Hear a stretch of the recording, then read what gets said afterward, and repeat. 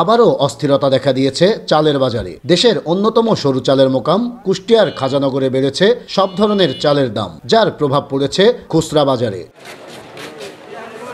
সপ্তাহ ব্যবধানে 1 লাফে 5 টাকা বেড়ে ইতিহাসের সর্বোচ্চ রেকর্ড দাম 85 টাকা কেজি দরে বিক্রি হচ্ছে সরু মিনিকেট চাল। কেজিতে 3 থেকে 4 টাকা বেড়েছে কাজললতা ও মোটা আটাশ চালের দামও। বাজারে সবচেয়ে নিম্নমানের চালও বিক্রি হচ্ছে 56 টাকা কেজি দরে। মিনিকেট চাল হঠাৎ করেই কেজিতে 4 থেকে 5 টাকা বাড়ি গেছে এই এক সপ্তাহের ব্যবধানে।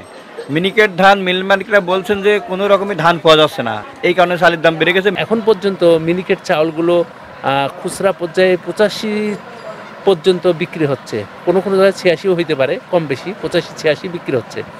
আর আটাশ চালটা 58 থেকে 60 টাকার মধ্যে বিক্রি হচ্ছে।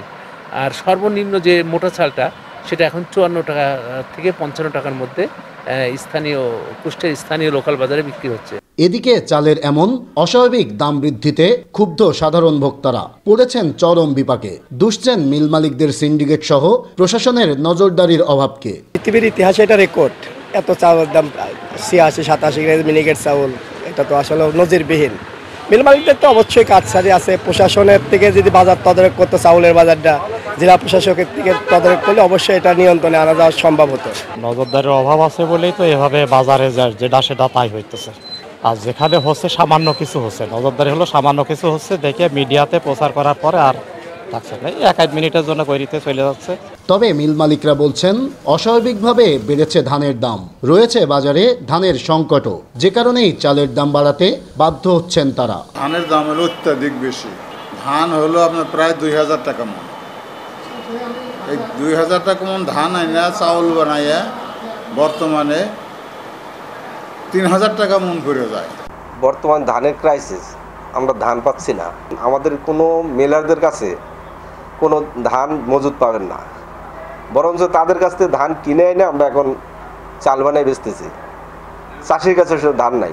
আর প্রশাসন বলছে চালের বাজার নিয়ন্ত্রণে নিয়মিতই মনিটরিং অব্যাহত রেখেছেন তারা। কেউ সিন্ডিকেটের মাধ্যমে চালের দাম বাড়ালে নেবেন ব্যবস্থা। চালের বাজারকে যেন স্থিতিশীল রাখা যায় সেজন্য আমাদের জেলা প্রশাসনের পক্ষ থেকে নিয়মিত মনিটরিং চলছে।